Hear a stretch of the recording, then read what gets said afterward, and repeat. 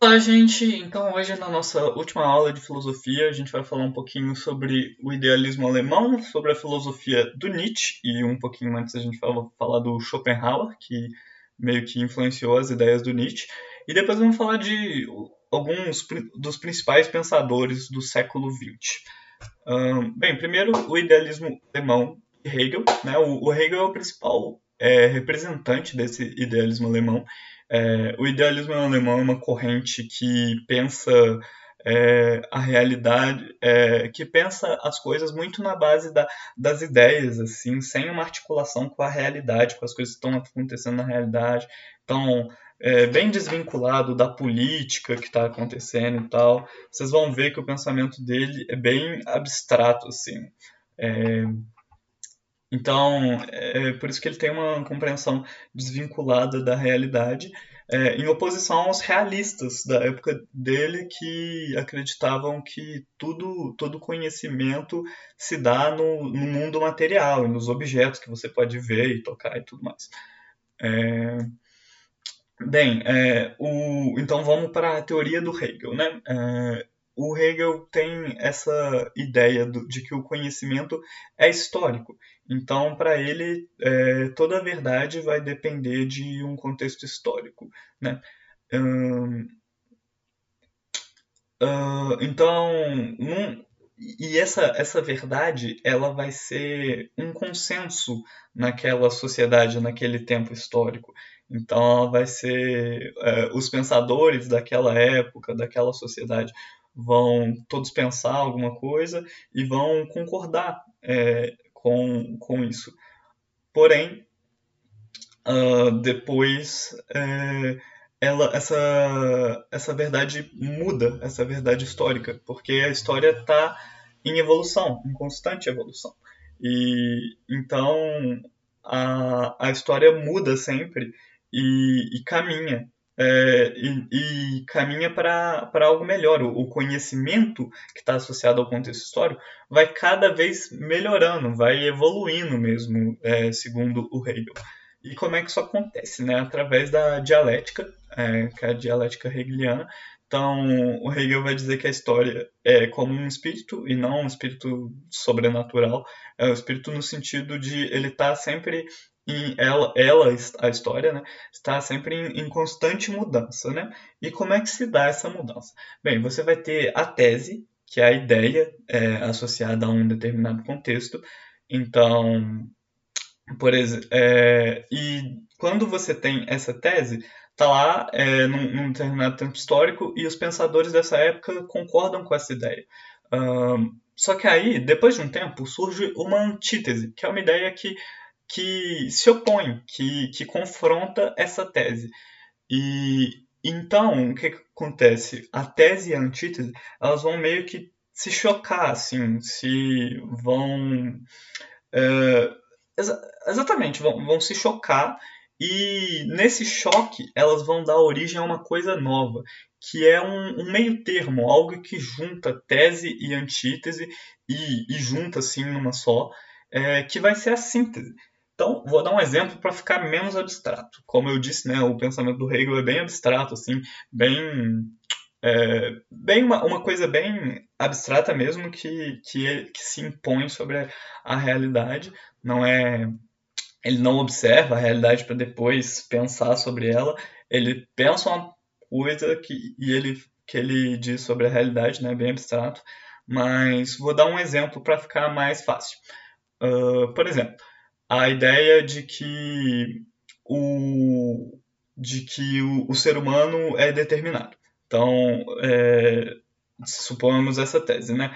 Por exemplo, o Hobbes. O Hobbes vai dizer que o ser humano é determinado por forças externas da natureza dele, né? Que faz com que ele não possa ficar sem um Estado para controlar ele. Então, ele é determinado por essa natureza que faz ele ser perigoso, de certa forma. E a antítese vai ser aquela ideia do Pico della Mirandola, do humanismo, de que, não, o ser humano é completamente livre e não é determinado, o ser humano se autodetermina e não tem nada que determine ele previamente. duas ideias opostas. E aí, essas ideias vão se juntar e vão para a ideia de um filósofo, que é o Merleau-Ponty, de que o ser humano é livre para se autodeterminar, porém, existem algumas coisas que vão limitar essa autodeterminação do ser humano. Né? Então, essa é a ideia. Agora vamos para o Schopenhauer. A primeira coisa a pensar é que ele vai criticar muito o idealismo do Hegel, que a gente acabou de ver, mas ele também vai criticar o realismo, que é o que se opunha ao Hegel. Então vamos entender como é que isso acontece. Segundo ele, o idealismo vai esvaziar a realidade sensível, porque, como eu disse, né, é uma coisa muito abstrata. Então, acaba que os objetos e as coisas que a gente sente, elas perdem um sentido na filosofia do Hegel, segundo Schopenhauer. E por isso que esse vai ser o motivo de o Schopenhauer ser um cara muito crítico de Hegel, vai ser um crítico importante de Hegel ali. Mas, enquanto isso, o realismo, que foca completamente nas coisas da realidade objetiva, e que você pode experienciar, tocar e tal, ele tira o papel do sujeito, porque ele vai considerar que tudo está ali na realidade dos objetos, e nunca na consciência do sujeito. E o Schopenhauer, como uma alternativa a essas duas formas de pensamento que ele não concorda, ele vai pensar a vontade humana mesmo. A vontade, o desejo, vontade que a gente tem pelas coisas. Por exemplo, vontade por comida, vontade por sexo, vontade por poder. Tudo isso.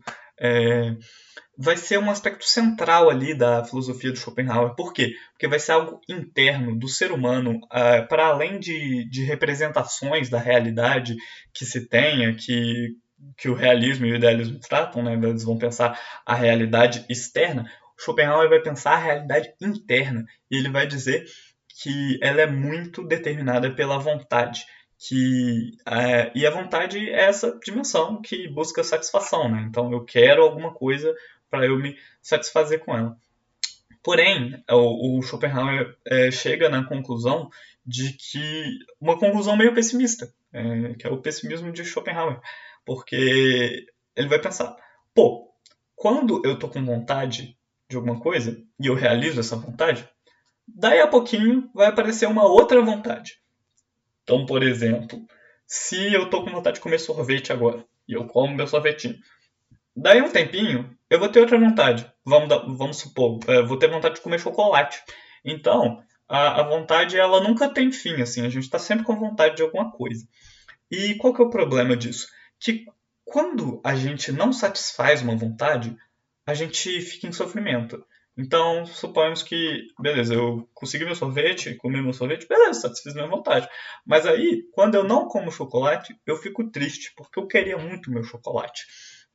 E então acaba que para o Schopenhauer o que resta no final das contas é o sofrimento, porque a vontade ela vai estar sempre se renovando ali e quando você não conseguir satisfazer ela, porque ela vai se renovar mesmo que você satisfaça, mas quando você não consegue satisfazer ela, você sofre. Então o final de tudo é o sofrimento.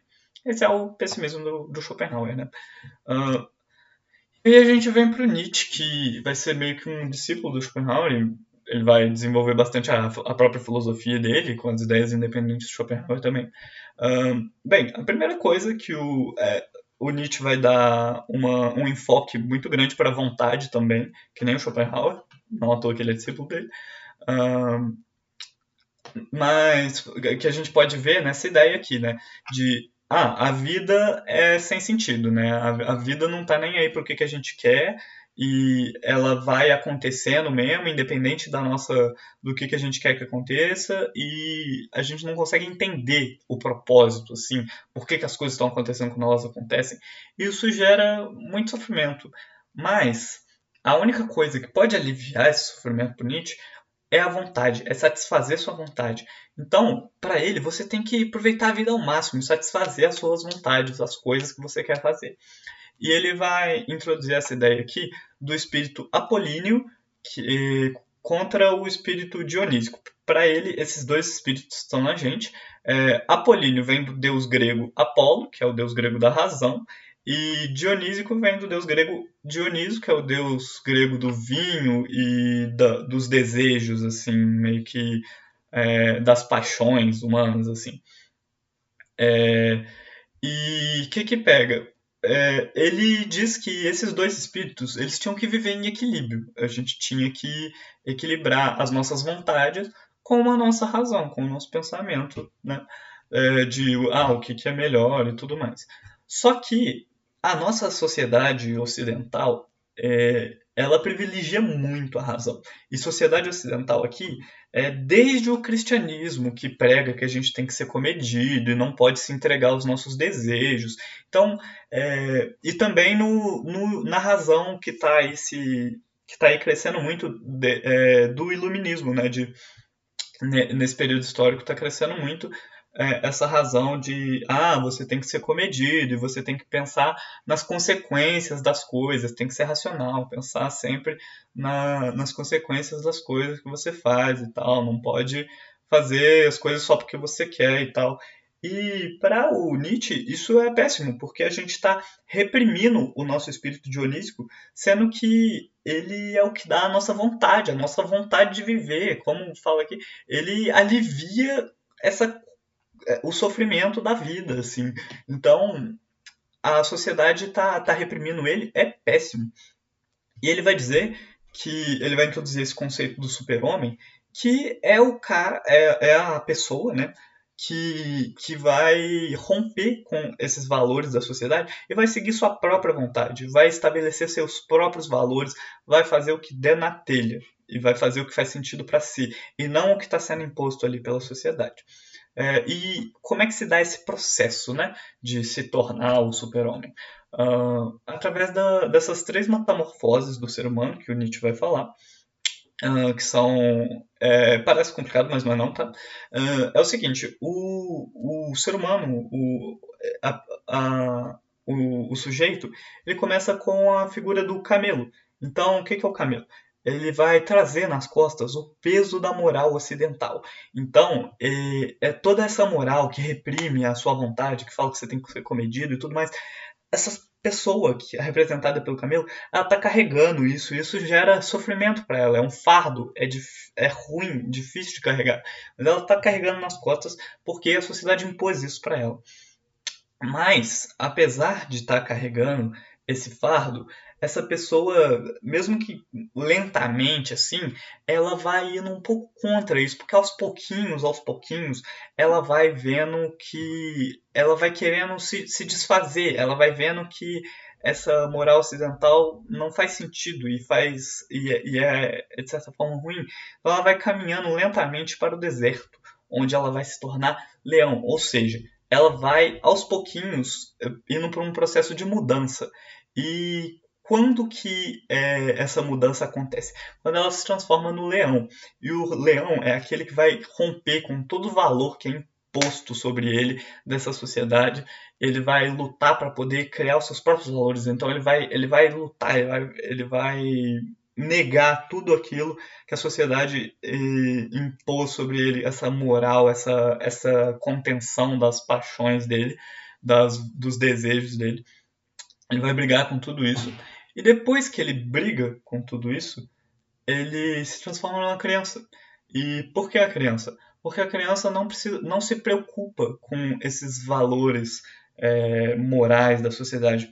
Vocês já devem ter convivido com uma criança e percebido que a criança não está nem aí para os nossos valores, para o que a gente considera certo, o que a gente considera errado, para você tem que ser comedida, você tem que não sei o que. A criança não está nem aí, a criança está fazendo o que ela quer ali. Isso é a criança novinha, né, que ainda não foi completamente socializada e tal. Mas para o Nietzsche, esse é o ideal, é você não se preocupar com valores morais externos, é você abrir espaço para o seu espírito dionísico para seguir as suas vontades e seguir os seus próprios valores e não os valores da sociedade que foram jogados em cima de você, nas suas costas. Bem, acabamos a filosofia do Nietzsche e vamos então para o existencialismo. O que os filósofos existencialistas vão pensar? eles rompem com qualquer determinação do ser humano. Então, para eles, o ser humano não tem nenhuma determinação. O ser humano pode ser o que ele quiser, pode fazer o que der na telha dele, não tem nenhuma determinação que impeça o ser humano de fazer qualquer coisa que esteja nas possibilidades físicas dele, né? A liberdade aqui para fazer qualquer coisa é qualquer coisa no âmbito moral. Então, o ser humano ele pode, por exemplo, você tem a ideia de que o ser humano é um ser social. Então, para os iluministas, não, porque isso é uma determinação. Para os iluministas não, desculpa, para os existencialistas. Não tem nada a ver iluminista com existencialista. Para os existencialistas, o ser humano, dizer que o ser humano é social é uma determinação. E você não pode dizer isso. Por quê? Porque o ser humano pode um dia deliberadamente falar: não vou ser social, vou aí subir uma montanha e fazer voto de silêncio, nunca mais falar com os outros, nunca mais olhar para a cara de alguém. Então, esse ser humano já deixou de ser social aí. Por quê? Porque ele se autodetermina, ele escolhe o que ele faz. Ou então, outro exemplo: o ser humano é bom por natureza. Não, porque tem ser humano que não é bom, que faz coisas ruins, que, sei lá, comete homicídio,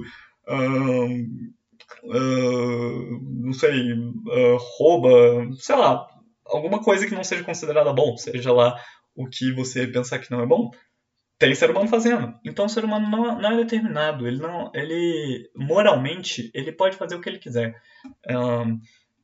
Então ele é livre para escolher os seus valores, né?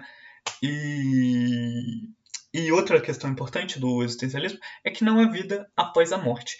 Então, o sentido da existência está na vida. Para os existencialistas, não faz sentido você pensar: não, o sentido dessa vida está na vida após a morte. Então, eu tenho que ser uma pessoa boa aqui para que a minha vida após a morte seja bacana, seja boa. Eu vá para o céu, por exemplo. Para os existencialistas, não. A sua vida é aqui. E depois da morte, acabou a vida. Então você tem que fazer as coisas nessa vida. As coisas que você quer têm que ser feitas. Os seus valores, as coisas que você vai se determinar, são todas definidas em vida. Então vamos para um filósofo existencialista importante, o Heidegger. Ele vai introduzir esse conceito do Dasein. Apesar do nome complicado, é só a tradução alemã para presença. Então, Dasein é a mesma coisa que presença. E por quê? Porque o ser humano é o único ser que está ali presente no sentido de contemplar a existência dos outros seres e pensar: qual é o sentido do ser? Qual é o sentido dos outros seres? E não só dos outros seres, de si também. E ele ser esse ser que questiona qual o sentido do ser é a característica fundamental do ser humano, que faz ele ser esse Dasein aqui, que é o que o Heidegger fala. E aí, só que tem uma questão. Quando o ser humano está perguntando sobre a existência dos seres e o sentido dos seres, ele vai perguntar: mas qual que é o sentido do meu ser? Qual que é o meu sentido? E a conclusão é que o ser é a existência, que é a questão do existencialismo. A essência do ser humano é de se construir, é de ser o que é que ele esteja fazendo ali na existência dele. Então ele não tem uma pré-determinação, como a gente já falou antes, né? Agora há pouco, no último slide, sobre o existencialismo, né? Sobre a doutrina de que o ser humano se determina. Ele não tem uma determinação prévia. Então ele não tem uma essência prévia. A essência dele é o que é que ele esteja fazendo ali. Então, é isso. E aí tem um conceito do Heidegger de vida inautêntica e vida autêntica. O que é isso? O Heidegger vai pensar: em determinado momento, né, quando o ser humano está existindo, ele vai parar para pensar e vai pensar: uma hora eu vou morrer. E isso gera angústia, né? Porque, ninguém quer morrer. E essa angústia, esse medo de perder a sua existência, assim, de de tudo que você vivencia acabar, simplesmente. E, bem, ele vai dizer que existem duas respostas possíveis para essa angústia diante da morte, que é a vida inautêntica e a vida autêntica. A vida inautêntica é quando você se prende a ilusões, quando você se prende a esse mundo por ilusões. Então, por exemplo, se diante da morte eu penso, não, então eu vou ficar muito rico, eu vou ganhar muito dinheiro, porque aí a minha existência, mesmo depois que eu morrer, ela vai continuar aí por causa do meu dinheiro. Não, não vai. Mesmo depois que você se for, depois que você morrer, a sua existência acabou e esse dinheiro não significa mais nada na sua existência. Ela acabou. Hum, ou então se prender a valores, tipo, eu vou ser bom e não sei o que, eu vou ser uma pessoa que prega o bem, para que quando eu morrer, isso fique, assim, mesmo eu morto, a existência das coisas boas que eu fiz vão continuar, talvez até isso me leve para uma vida após a morte bacana. Para o Heidegger, não. Nada essas ilusões de se prender às coisas da vida, mesmo depois dando uma esperança de que de aliviar, de se distrair da angústia que é a morte, isso não faz sentido. Uma verdadeira vida autêntica seria de aceitar, ok, aceitei, eu vou morrer em algum momento e a minha existência vai acabar e não vai ter mais a minha existência. Eu vou, as coisas que eu fiz, as coisas que eu quero fazer, elas vão acabar. E é isso. E o Sartre também é um outro pensador existencialista importante. Ele tem essa frase aqui famosa de a existência precede a essência. Ahn, e que nada mais é do que isso tudo que a gente já está falando de, o ser humano, primeiro, ele existe e vive no mundo para depois se definir, para depois definir a sua essência. Então, primeiro você existe para depois definir a sua essência. A existência precede a essência. Hum, e você é livre para se definir, como a gente já tem conversado aqui. Acho que já deu para pegar, né, essa parte do existencialismo. Hum, e o que pega? Uh, a ideia, quando você tem a ideia de que Deus ou alguma natureza humana, tipo essa de ser social, ou de ser bom, ou de ser ruim, quando você pensa que alguma dessas coisas definiu uma ação sua, você não está se responsabilizando pela sua liberdade. E para o Sartre, isso é agir de má fé. Então, ele tem esse termo, má fé. Não é bem o mesmo sentido que a gente usa agir de má fé hoje em dia, tá? Um pouco diferente. É mais nesse sentido mesmo de botar a responsabilidade da sua liberdade, das suas ações se, que você faz porque você quer, botar essa responsabilidade sobre outras coisas externas a você. Ele também tem o conceito de em si e para si, que é bem simples. O em si são objetos que são sem consciência. Então, esse computador, essa janela, essa lâmpada, enfim, coisas, objetos que não pensam, não têm consciência. Enquanto o para si são seres humanos, que são conscientes, que a gente pensa, é, a gente reflete e tal, né? E tem esse conceito da náusea também, que é importante no Sartre, que é um sentimento que o ser humano tem quando ele percebe que não existe um sentido pré-determinado para sua existência. Então, que ele tem que se autodeterminar, não tem nada falando para ele, faz isso, faz aquilo, isso é o certo, isso é o errado. Não tem. Simplesmente você tem que pensar consigo mesmo e tomar responsabilidade pelas suas ações, segundo o Sartre, né? Vão ter pensadores que vão pensar diferente. Em filosofia, sempre tem pensadores que pensam diferente. Agora vamos falar um pouquinho sobre a escola de Frankfurt. A gente vai sair agora do existencialismo e vamos pensar a escola de Frankfurt. Eu não vou falar tudo sobre a escola de Frankfurt, por quê? tem uma aula de sociologia aqui no canal do Rosa sobre a indústria cultural. E nessa aula vai falar sobre a escola de Frankfurt e o Adorno e o Horkheimer. Então eu não vou falar para não ser redundante sobre essa questão. Então, se vocês ainda não viram a aula sobre indústria cultural de sociologia, por favor, vejam para entender sobre o pensamento desses dois autores aqui da escola de Frankfurt. Então,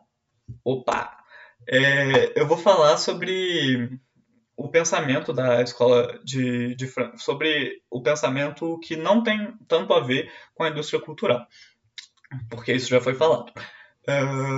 Então, vamos lá. O Adorno e o Horkheimer, eles vão ter a ideia de que o pensamento e a realidade não são correspondentes. Então, não tem como eu pensar uma coisa que represente a realidade. Não tem como o nosso pensamento, ele não pode ser considerado como uma representação perfeita da realidade.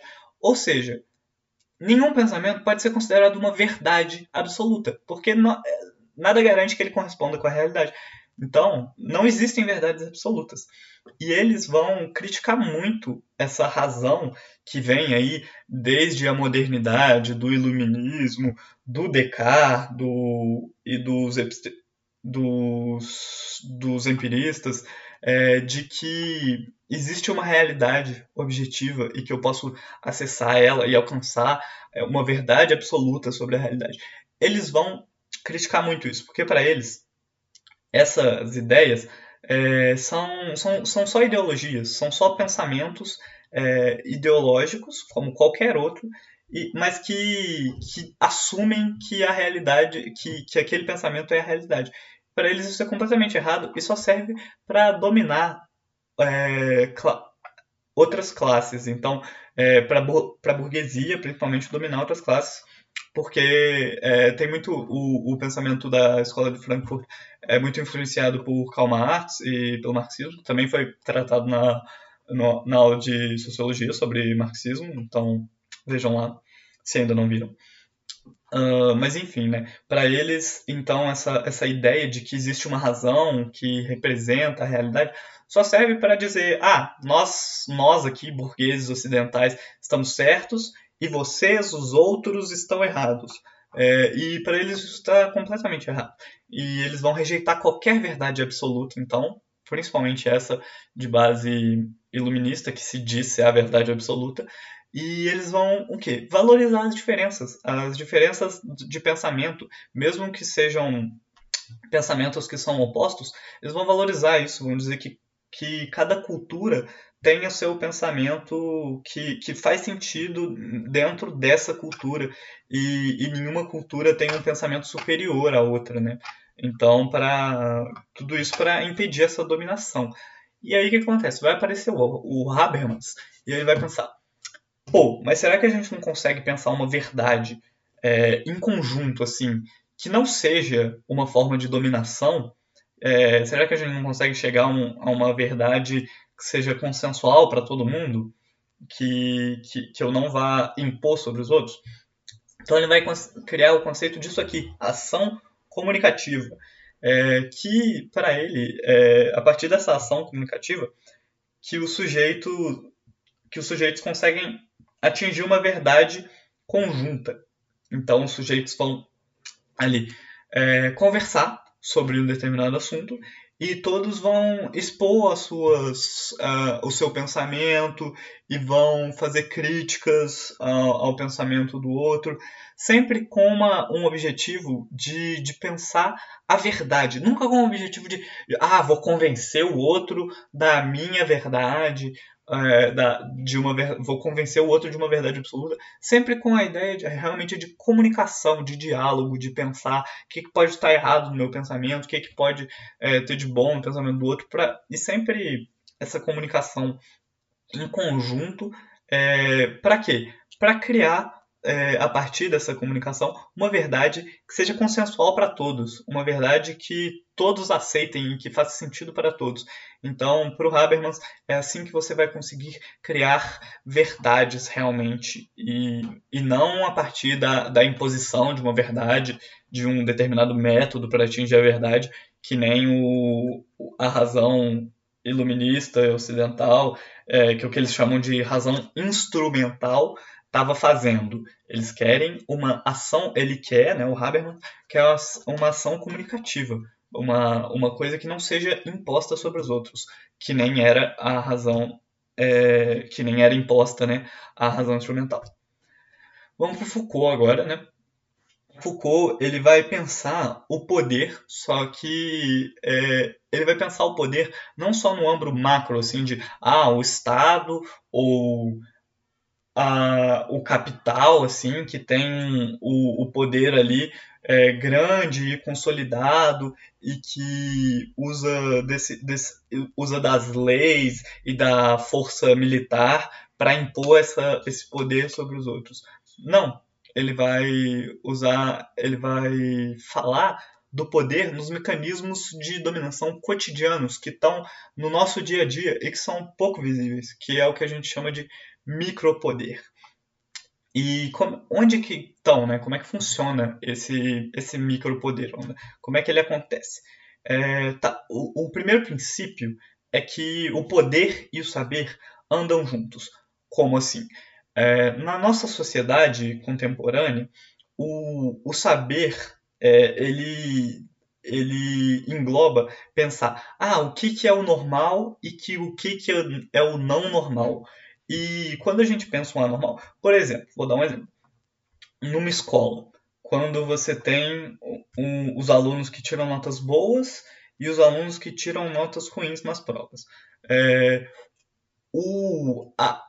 Segundo o saber, tirar as notas boas nas provas, então, tipo, acima da média, né, que seria ali uma nota 6 para cima, seria o normal. Então, essas pessoas podem fazer isso.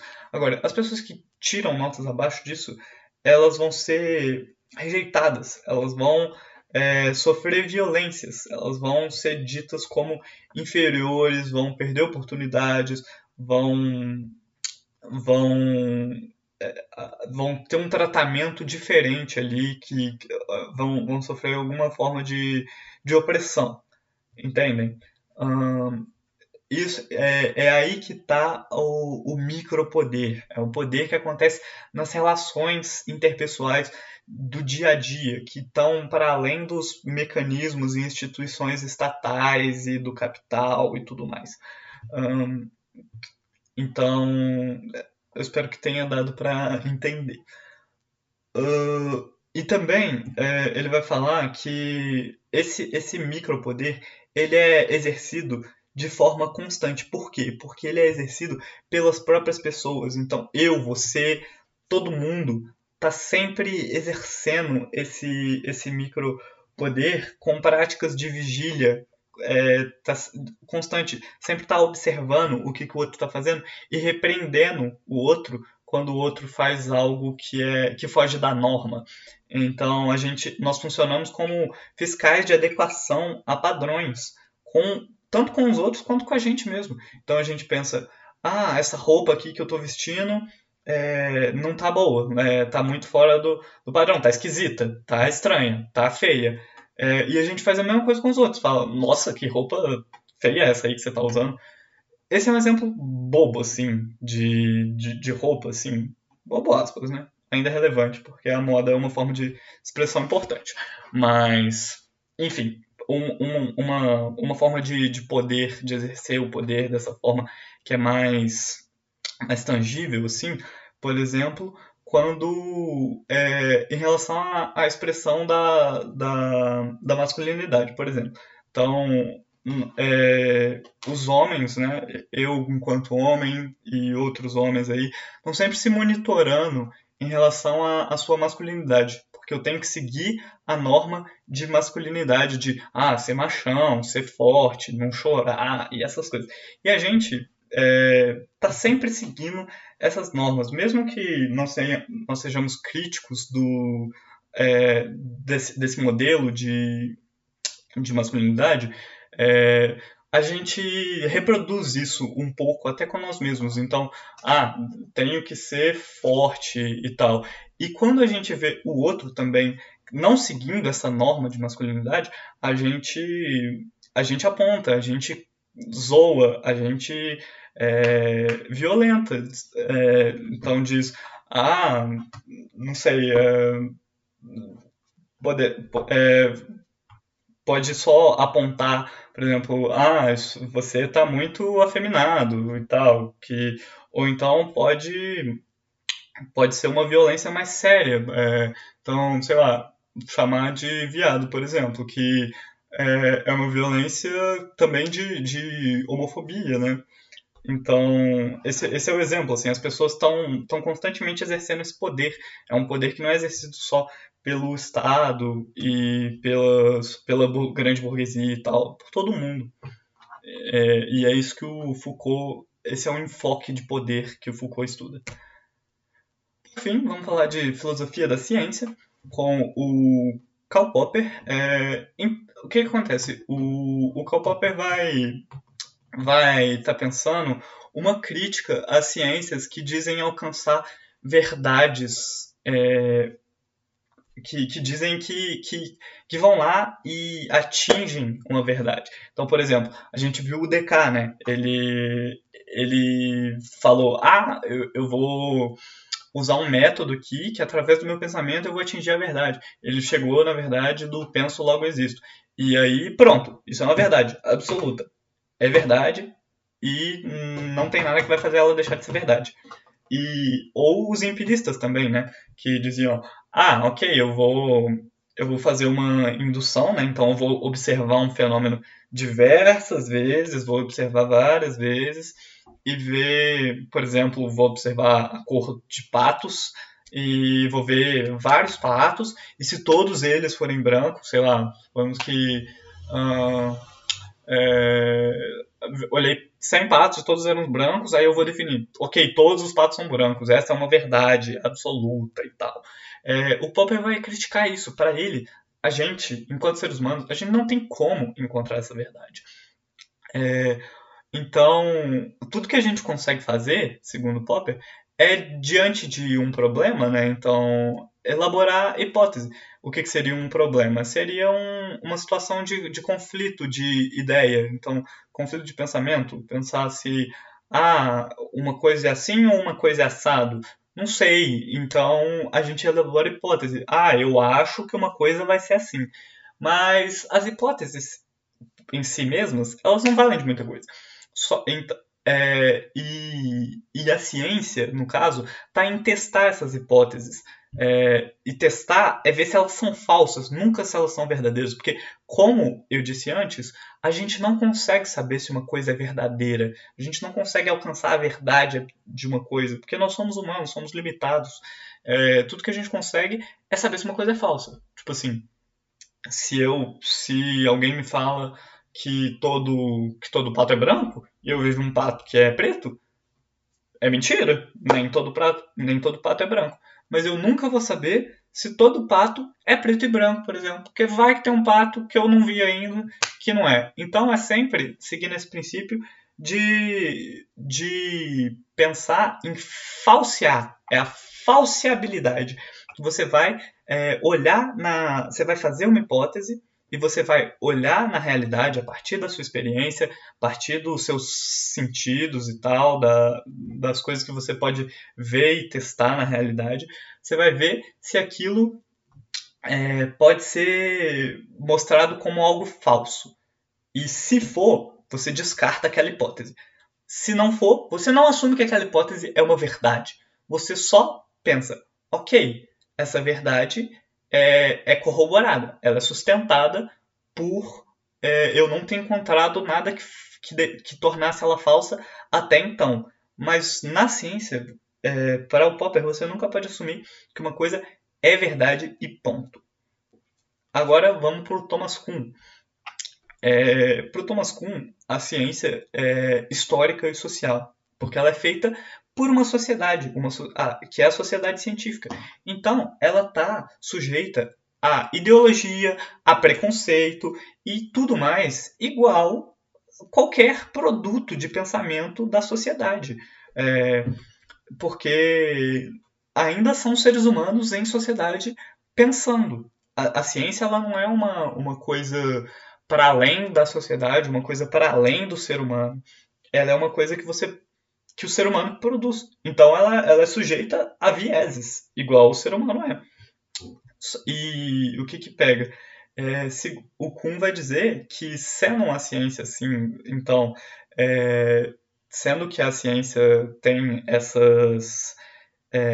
sofre desses vieses, ela de vez em quando sofre rupturas. Então, quando você tem um conceito aqui de ciência que ele vai chamar de paradigma, então, por exemplo, na física, né, você tinha que a Terra era o centro do universo, né, durante a Idade Média. E você tem esse paradigma, essa ideia. E ela é aceita pela comunidade científica. Só que essa comunidade científica está sujeita a vieses.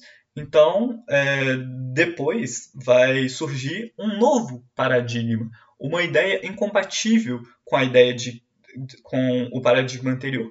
Então, se a Terra era o centro do universo antes, agora o Sol vai ser o centro do universo, nessa nova ideia proposta pelo Nicolau Copérnico. Então, você vai ter uma nova ideia, um novo paradigma, que também está sempre sujeito a vieses e tudo mais. Então, por exemplo, hoje a gente sabe que a Terra, o Sol não é o centro do universo, né? Na verdade, o universo não tem centro, porque ele é infinito, ele está em constante expansão. Então, você tem sempre novos paradigmas ali que vão sendo gerados pela comunidade científica e vão sendo incorporados e substituem o outro. Então, a ciência ela é feita de ruptura e o Kuhn acha que é bom que a ciência seja feita de ruptura, porque senão a gente ia ficar preso sobre as mesmas ideias, a gente ia achar que a Terra é plana e é o centro do universo até hoje, quando a gente sabe que não é. Então, apesar de ter gente que achar que a Terra é plana, né? Mas então o Kuhn mostra que é importante essas rupturas nos paradigmas da ciência e que a ciência vai e que isso é importante assim para a ciência ter continuidade assim. E é isso, gente. Eu espero que a aula tenha sido boa, que tenha dado para entender tudo direitinho. Qualquer dúvida pode me chamar lá no WhatsApp. E é isso. Muito obrigado pela atenção de vocês e uma ótima prova do Enem para vocês. Vocês vão arrasar.